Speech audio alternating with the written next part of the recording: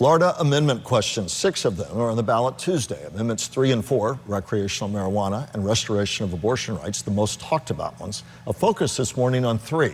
If 60% of voters say yes to 3, adults over 21 would have legal access to recreational marijuana. Chief Investigator Jamie Ostroff with a rare look inside a grow facility. Head to Indiantown and you'll find what might be the least humid place in South Florida. So this is one of our dry rooms. It's probably the driest place in Florida right now. Matt Fauver is the director of cultivation at this marijuana cultivation site owned by Cresco Labs. They grow and process the medical marijuana for stores they own throughout Florida.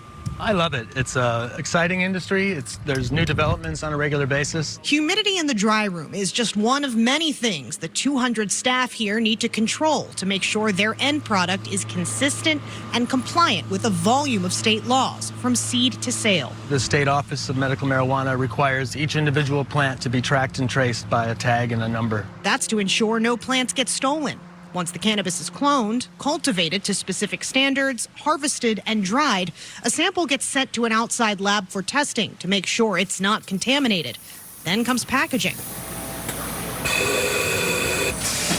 Yeah, so what we're looking at right here is our newest pre-roll equipment. Manager of post-harvest operations David Grelk was training employees on the Roll Pro machine, which weighs and rolls about 1,000 joints an hour, which then get weighed and lab tested again once they come out.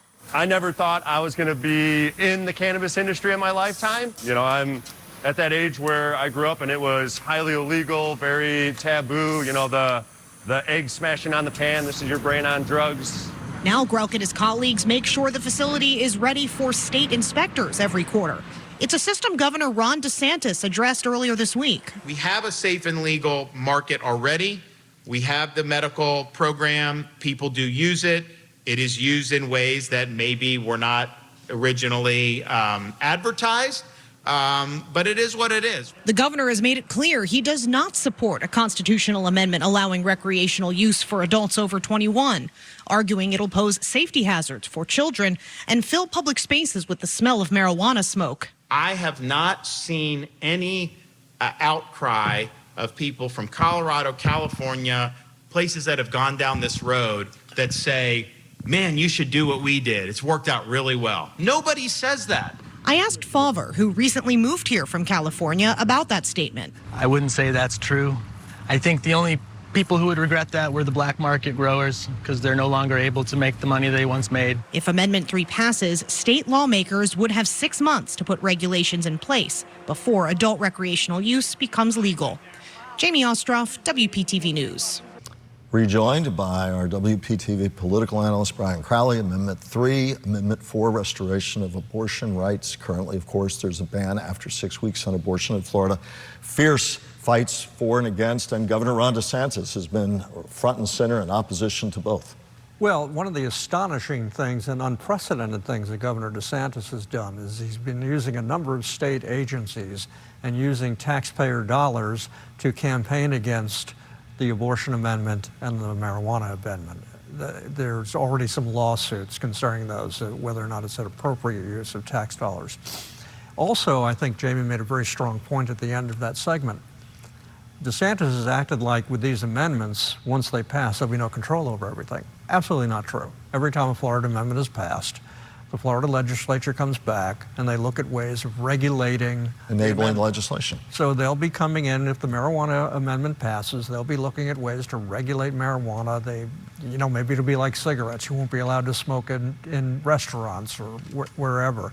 So, whether you're for or against the amendment, for DeSantis is being a little misleading in suggesting that these amendments they won't be able to control. They'll absolutely be able to control the outcome. Briefly, what about the criticism from some who say they've seen it in other states, those who support Amendment 4, I should say, who say that if it passes, and it's a high bar, but if it does, then legislators, GOP-led legislature, can find enabling legislation that makes it difficult to make the amendment passed become actually enforced in Florida, and we've seen that in some other states. Yeah, I have a relative who lives in a community that we're not in Florida, obviously, where the use of marijuana is legal, and he says that you can smell it all walking up and down the streets. And you know, again, it's something that needs to be appropriately regulated, just like cigarettes and alcohol and other things need to be appropriately regulated if it passes. And I think we should keep in mind, it takes 60% of the vote to pass both of these amendments. So that's a pretty strong endorsement if they pass.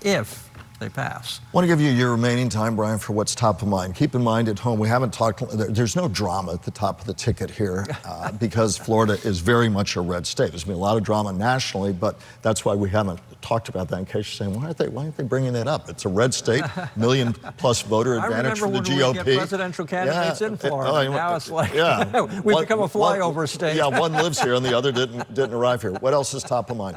Well, I wanted to note that, you know, we all know that we're not going to know the results Tuesday night. This is probably going to drag on for who knows how long, but there are some other important dates. On December 11th, the governors around the country have to certify the electors. On December 17th, that's when the electors cast their votes. On December 25th, you think it's just Christmas Day? No, not at all. The president of the Senate and must receive the electoral votes. And then on January 3rd, the new Congress is seated, which is really important because on January 6th is when Congress certifies the vote. So, you know, we're going to have a new Congress. Who's going to be in charge? Will the House be still have a Republican leader, or will it have a House leader? Will there be a supermajority one way or the other? Not likely, but your votes have consequences. Your thoughts as we approach this date, this election day?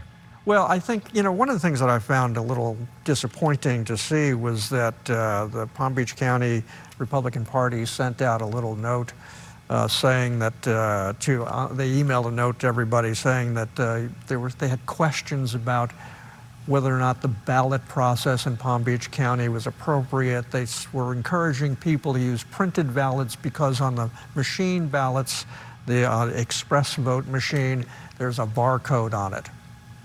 Watch out, folks, there's a barcode. I mean, you know, please. On it goes. Brian, we'll be back with your closing thoughts in a moment.